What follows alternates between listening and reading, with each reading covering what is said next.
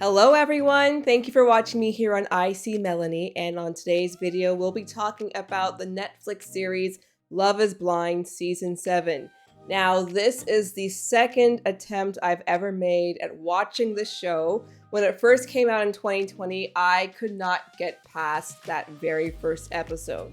But I decided to watch it now because a lot of my friends watch it and I want to know what they're talking about in the group chat. So how I'm going to break down this video is I'll talk about the main characters and the main people who are focused on in this episode and talk about their personalities and their dates and what I thought about them and what potential I can see in the coupling going forward. Let's start with Hannah. She is 26. She's the youngest person there. She has left her job to find a man, and she is both, I find, overconfident and not confident enough in herself. Nick D, 28, apparently is a long-lost twin of Henry Cavill. Britney, 32, the aspiring trophy wife who cooks smoothies. Leo, the 30-year-old man who believes in quiet luxury while wearing a Rolex. Garrett, 32, a physicist that only dates white girls. Taylor, 29, a policy advocate who is very strategically guarded. Tim, 32, a former playboy who now wants to be a husband. Alex, 32, the spiritual astrology lover. Ashley W., the 31-year-old woman who thinks she's old. And Tyler, 33, basically Mr. Perfect. Let's talk about Nick D. So he's the youngest guy there at the house, and he's very much a talker. He's very slick. He's very smooth. And the ladies, some of them say that they think that maybe you should watch out for this guy. I personally think that this suave demeanor that he puts out there is a way to kind of ease his own personal nervousness and to manifest some degree of confidence that he might be lacking. And so we know that he is there. He says he's very much looking forward to looking to find his soulmate. And let's talk about Hannah too. So she's the youngest woman there, the youngest person there, 26. She's driven, she's a medical sales professional, and she quit her job to be there, which I always wonder how people manage to take all this time off to do these type of things. But she wants a husband now. And to me, she comes across as both over and underconfident. Like she says she's quirky, she likes to do all these different things, she's curious and all of that, but she also kind of says like, I'm really great, I'm really smart, I know all these different ideas. And I don't know, I know this is a show where things are very intense and they want to get to everything about people's personalities right away, but to me she almost feels as though she's putting on a bit of a front. And also she's made some comments that suggest to me that she's self-conscious about her physique, or at least the way other people have in the past perceived her. She appears to be very tall. She's a bit thicker than some of the other ladies, but she looks great. So we see that kind of come to play in the interactions between she and Nick. In Nick and Hannah's date, the topic of celebrity crushes comes up pretty quickly, and Nick mentions that his celeb crushes were Beyonce, and now ScarJo is his favorite person. So obviously both very attractive women and they're celebrities, so of course they're going to be attractive. And then he mentions that they could be, because he played football, and how they could be Travis Kelce and Taylor Swift. And then he says, well, I'm better looking than Travis Kelce. And I said to myself, okay, Nick, you have a pleasant face, but I don't know if I would say he's better looking than Travis Kelce. And then later on, he said he looks like Henry Cavill. And I said to myself, okay, now you're pushing it, honey. Like, again, you've got a nice face, but you do not look like Henry Cavill.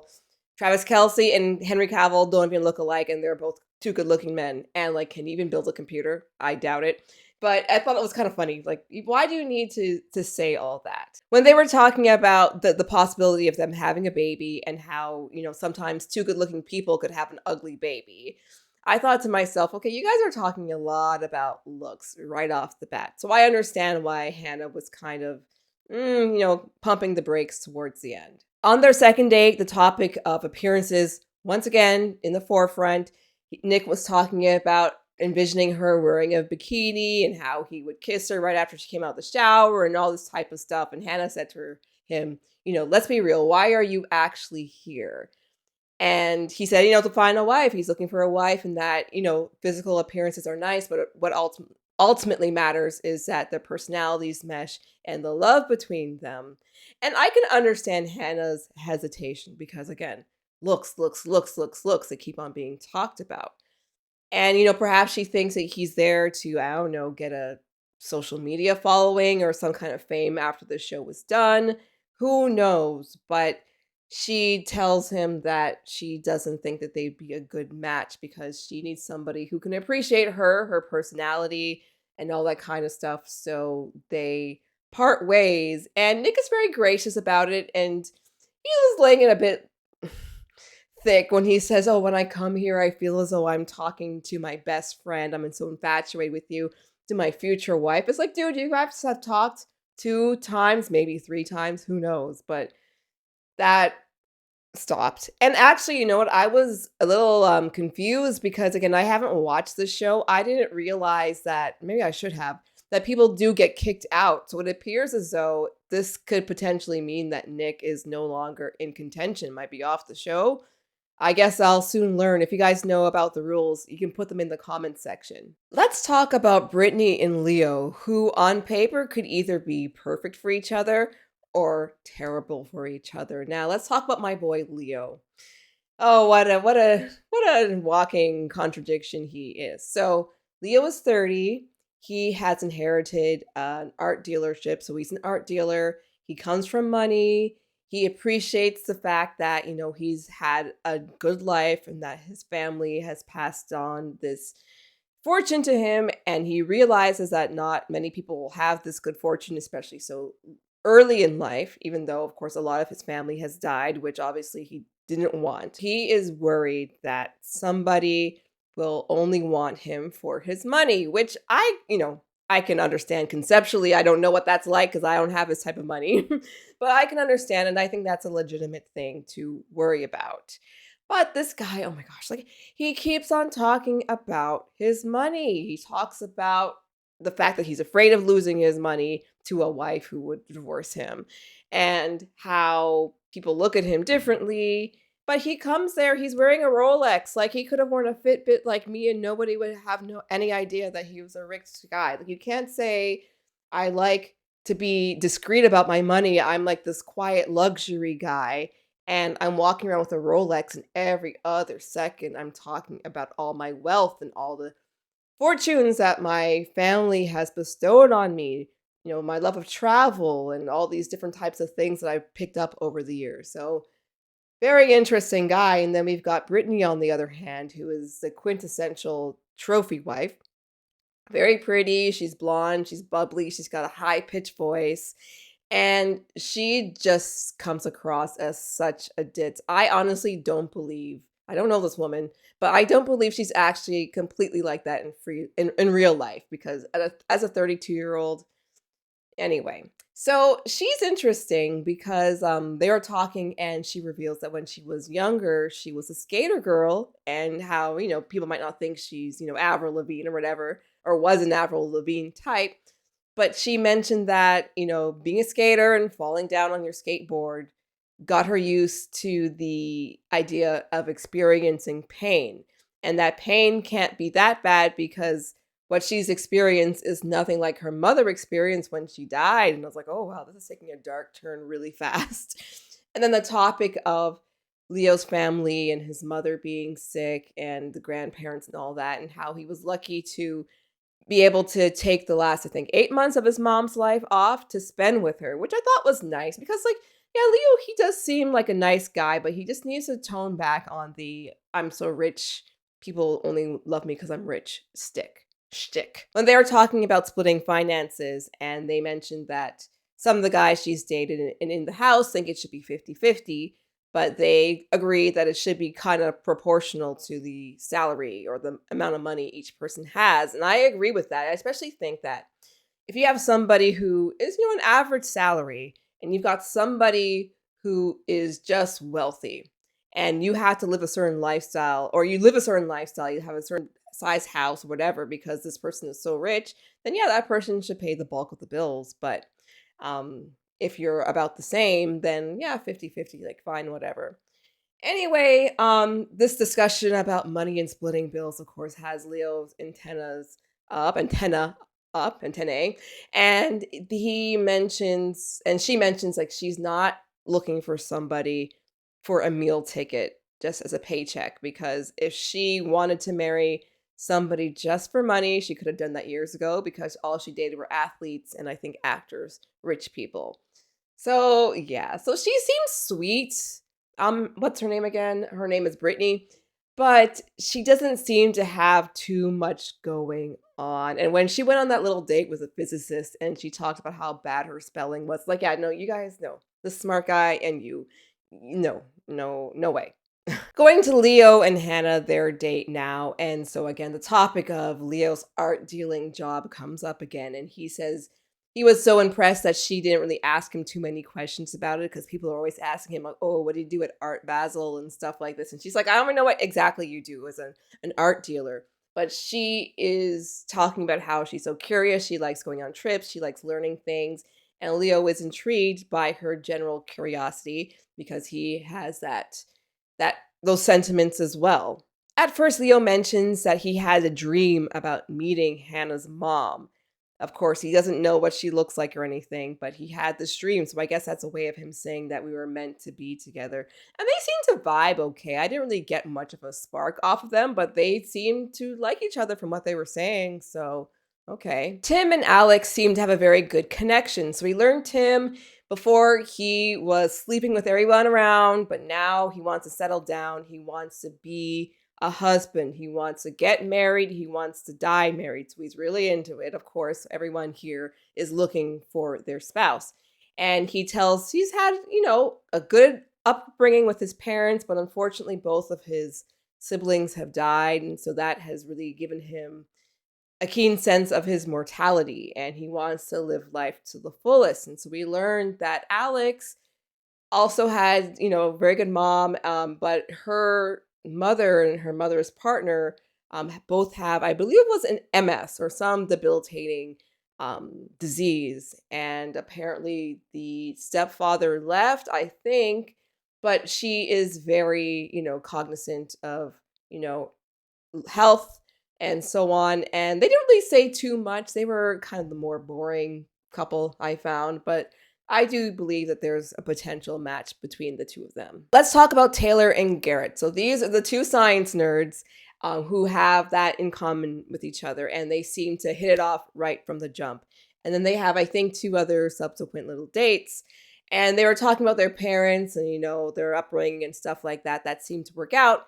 And then when Taylor was talking about her parents, she refused to say her mother's name because by mentioning her mother's name, Garrett would be able to deduce what her ethnicity is. And so Taylor looks like she's half white, half East Asian to me. So I'm guessing that she has faced discrimination. I'm assuming she can tell from his voice that he's a white guy. He says that he's only dated white women before, and so maybe, her back is kind of raised at that. And he said, you have been very guarded with what you said. You said throughout these dates, you seem like you're curating this not persona, but the image you want to put out there. You're being reserved. And she says she looks a bit taken aback, but she says she appreciates the candor because this is something, I guess, it's good to know if this is how people perceive you. But she still refused to mention the ethnicity of her mom or her mom's name because she doesn't want him to get an idea of what she looks like. And I don't know, it was kind of weird. I don't know. Again, she must have faced discrimination before because obviously, if looks are the factor, you can be any race, any mix of races, and be gorgeous and be beautiful to anybody, right? Race doesn't determine how pretty you are to other people. But I guess, race does determine, what your skin tone's like and what some of your facial features are like. And she says, like, this is the one thing that she can hold on to, which, yeah, I think she has got some pretty deep problems, well, not problems, but issues that are holding her back, which to me is kind of, I don't know, as somebody who's coming on a show that would likely have a multiracial set of guys to pick from, but assuming this is America, most people are white. Um, I don't know, I thought it was a little weird, but hopefully they can get over that because that's such not an important thing. Finally, let's talk about Ashley A and Tyler. So I believe that these are a good match. Let's talk about Ashley. So again, one of her first things she mentioned was that, she's getting older. It's hard to find a man and stuff like that. Like, girl, you're 31 years old, but yeah, you're here so you can find a man. Totally get that. And she seems to be the most traditional of all of them because she mentioned that, these days, the culture, the music are telling people that marriage isn't the thing to do, which I thought, like, I think there are a lot of other issues that are preventing people from getting married in North America, as opposed to not really the music, but whatever, she can have her own opinion. But yeah, she seems very traditional in that sense. Ashley is a child of divorce, and she doesn't want that for her future. So again, husband, husband, husband. Tyler just all around seems like a very, very nice man. So he likes to hike. He has a puppy. He likes to give back to the community. He's a family man. He believes in being a protector, but he's not, a staunch, 1948 type of man. He believes in being 50-50. He likes to cook. He believes in shared cooking and all this kind of stuff. And so Ashley at one point asked him what he feels about password sharing. And he said, have it. If you want it, have it. Go through my phone. Like, I don't care. I'm not going to be doing anything that's wrong, so you can have it. They both have the same bucket list item, and that's going skydiving. And you could not pay me $1 million to go skydiving. There is no way. But, people do it all the time. Most of them live, but you would never find me doing that. But they've got that in common. Tyler mentioned that his upbringing was a little bit rough because his mom was kicked out of her family because she's Serbian and he's clearly half black, I assume. And her father, his grandfather, didn't like the fact that she had children outside of her race. And so it was just she and her mom together. And eventually the grandma died. And that really kind of tore his mom's world up. And he wasn't able, at that age, he just didn't have the emotional capacity to help her grieve. And we see that he starts breaking down crying there, which, he's a sensitive guy. And we can tell that, family is very important to him. So I think that they could be a perfect match, actually, in the confessional, or in not the confessional, but in the room with the guys. He was saying that Ashley is a 12 out of 10 for him. So, that's beyond perfect. So I think they could be a good match. So I would say, okay, so Ashley and Tyler, I think they could be a good match. And I think if maybe Taylor gets over her insecurity, she and Garrett could be a good match. They're both scientists. They have that in common. They probably have the same way of thinking and analyzing things in common. The others, I'm not so sure because, oh yeah, so Hannah mentioned that, okay, she broke up with Nick and her guy that she wants to approach is Leo. But then Britney mentions, oh, the guy I want is Leo as well. So they're going to have to fight a little bit. And quite frankly, I don't know which one Leo would want. Out of the two of them, because Brittany has the looks, but she also has a bit of vapidness to her, and potentially Hannah. I know Hannah's very hell bent on getting married. Someone who's so young, she wants to get married now. And I don't know, she and Leo could be a match. I didn't personally see that much of a spark between them, so I can't really say. Tim and Alex, they seemed okay, but they weren't the most intriguing to me, quite frankly. But who knows, they might like each other. And yeah, so that's it for now. Next week or next episode, hopefully we'll see some of the other people. There was the I hate lettuce lady and the I hate broccoli guy. Maybe they'll hook up. Maybe they'll be a good match. Who knows? But how I'm going to do these videos is I'll put them out in batches because there's a lot of content with this. And the episodes are a full hour long. So yeah, I'll be doing them in batches. But yeah, make sure you subscribe so you don't miss the next video. Click the notification bell wherever it is. And yeah, let me know what you think of this episode of Love is Blind, the premiere. And I will see you later here on I See Melanie. Take care.